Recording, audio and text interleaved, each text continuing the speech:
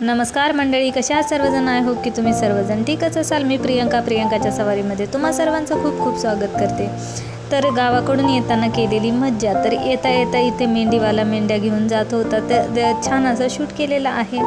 आणि इथे गोदावरी नदीच्या ब्रिजच्या इथे थांबलेलो आहोत आम्ही। तर इथे थांबल्याच्या नंतर खूप सारी मज्जा आणि खूप सारा एन्जॉय केला आणि खूप सारे फोटोही क्लिक केलेले आहेत। आणि येता येताच आम्हाला खूप मोठा पाऊस लागला। छान असं ग्रीन वातावरण झालं होतं आणि आकाशातही एकदम छान असे ढग दिसत होते।